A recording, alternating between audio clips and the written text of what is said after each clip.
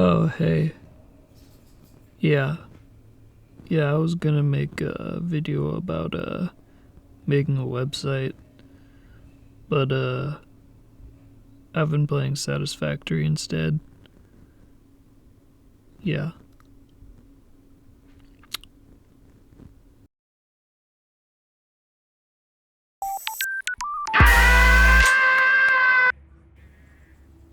You may think that you don't like factory automation games.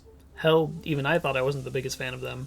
I've only dabbled with Minecraft tech mods, and I've only played a couple minutes of Factorio. But I know the truth now. You do like factory automation games. You just don't know it yet. With that said, if you do want to get into Satisfactory, be prepared to lose hours of your life. When you start playing Satisfactory, you'll say, damn, this is beautiful. And then you'll say, oh boy, conveyor belts. You're going to throw down some machines, you're going to connect up your power and stuff, you're going to be making your iron rods and plates and wires and cables, and you're going to look over it all and you're going to say, this is satisfactory. Do it again. What? But I just finished and... It can be better. Once you see this, it's over for you. You're going to realize that you're not operating at 100% efficiency. So you're going to look at what you built and how you can optimize it and realize that it would probably just be faster to rebuild the whole thing.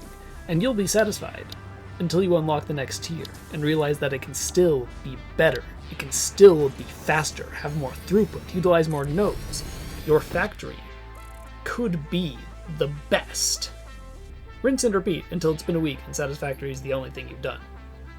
This game makes you feel productive. That is perhaps one of the most evil things a game can do, and I probably don't need to explain why. I mean, look at my notes for this game. I literally haven't done this much simple math in like 3 years. I don't even think I would plan this much for projects if I was taking an engineering course.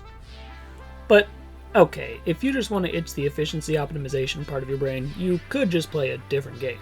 I mean, you could just play shapes and boom, a factory. What more could you possibly want? What more could Satisfactory possibly have to offer? You see this, right? I mean, this game is fucking beautiful. You probably didn't even know that this was Unreal Engine 5 because Coffee Stain Studios seems to be the first studio to ever use it properly! But these majestic landscapes aren't just for show, because on top of an addicting factory builder, there's also an expansive open-world sandbox to explore. And it's not just here as a field to put your Walmart parking lot in. It's carefully designed to force you to explore, putting the resources that you need behind inconvenient terrain, hostile wildlife, and oh my god, what the fuck is that? Holy fucking shit!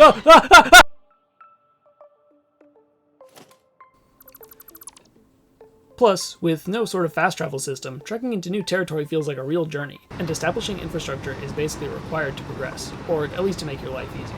And that's what links it back to the factory part of the game. You can't just go find the resource you need, plop down a miner, and be done. You have to fight terrain and extraterrestrial horrors just to get there, and then you have to plan on how you're going to get power there, and then you're going to have to plan on how to get that resource from point A to point B. This will also affect where you even build your factory, as nowhere on the map has a perfect mix of flat ground and all the materials you need. I love that about Satisfactory because it means that in a game that tells you from the very start not to waste and be as efficient as possible, there is no best way to do things, which I think is way more fun than just obeying a meta. You can't build the best factory, but whatever factory you put your effort into will be your best, and that's way more satisfactory because you made it. In my opinion, building an ultra-optimized factory and looking at it when it's done is its own reward, but if that's not enough for you, there are other ways to feel satisfactory. You may notice that, despite this being an automation game, Satisfactory seems to always be making you run around and doing some grueling task. But as you progress, you can unlock things that make it all worth it. Tired of being tied to the ground? Work enough and you can build a jetpack. Tired of chopping down trees to power it? Work some more and you can get better fuel. Tired of the wildlife? Here's a gun. Or you can build a cool car and avoid them. If you're a pussy. Like me. The point is, Coffee Stain Studios has done an amazing job at making a game that is both expansive in possibilities and tight in mechanics. There aren't many isolated features, and almost everything you can do is rewarding in some way. You can build for hours, take a break by exploring, check out other ways to get resources, and never waste your time. Except for the fact that you've played Satisfactory for 8 hours today and done nothing else. And by you, I mean me. I've played Satisfactory today for 8 hours and done nothing else.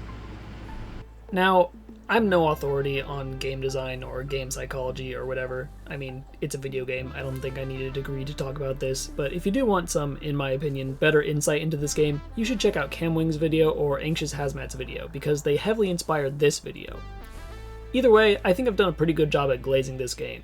Like I said at the beginning, even if you don't like games like this, I think Satisfactory has a pretty good chance at changing your mind. It really does hack your brain and will get you addicted if you let it. Check it out if you can afford to lose a week or two. I would greatly appreciate a like, subscribe, or comment on this video if you enjoyed it. Have a wonderful and productive rest of your day, and I will see you again when the winds of the algorithm carry us back to each other when we need each other the most. Bye!